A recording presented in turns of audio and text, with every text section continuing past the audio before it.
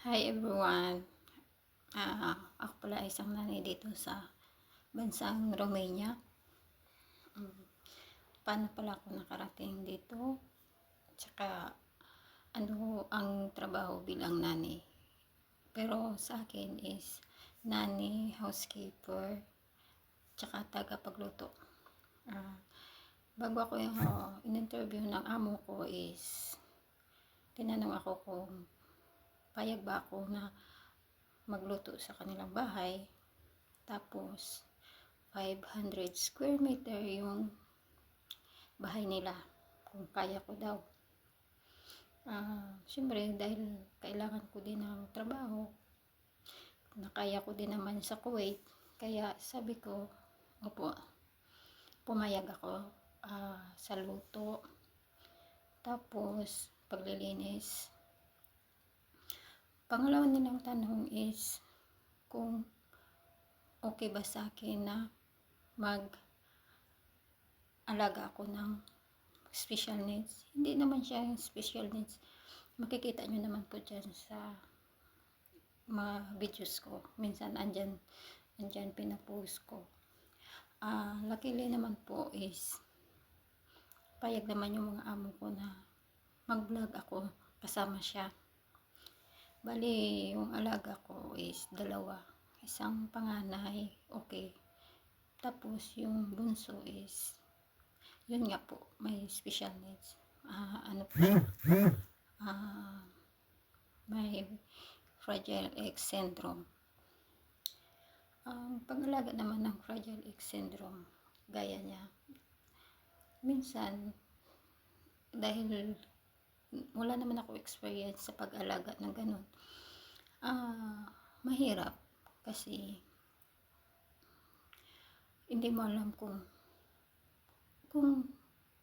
anong dapat gagawin sa kanya, lalo na hindi kayo magkaintindihan.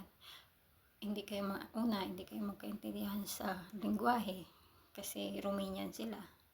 Ako is English, hindi naman as in literal na marunong din sa English.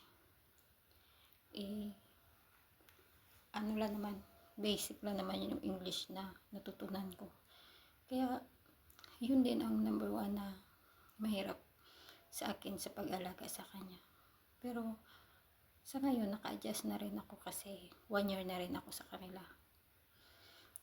Tapos sa paglilinis naman ng bahay nila, okay naman po pag hindi mo malinis lahat kasi sobrang laki.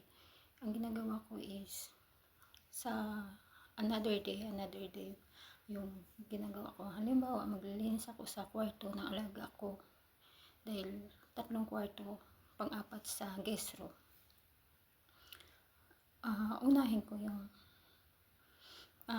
may daily routine talaga is ligpit ko lang yung higaan nila everyday. Pag may time ako ngayon, ang ginagawa ko every other day is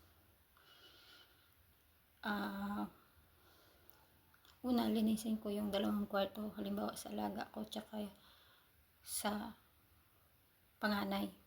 Talaga ko na isa tsaka sa panganay. Sunod na araw sa sala na naman. Sunod na araw is sa kwarto ng mga amo ko. Tapos doon ko lahat general cleaning yung CR. Dahil ang CR naman is not everyday naman yung paglilinis. Ano lang, i-check mo lang, hindi talaga yung pero araw-araw ka naglilinis, kukuha ng mga basura. Tapos yung sa paglalaba naman is automatic naman lahat, ilagay mo lang sa washing. Tapos pag na laba na, may naman sila na dryer. Tsaka sa planchahin, okay naman. Minsan hindi na pinaplansya yung mga damit nila, as in hindi na talaga. Ang pinaplansya ko lang is yung pang-alis ng amo ko na babae, minsan sa amo ko na lalaki. Kaya malaking swerte na rin po na dito ako nakarating sa kanila. Ah, hanggang dito na lang po muna. Bye. Thank you sa panood.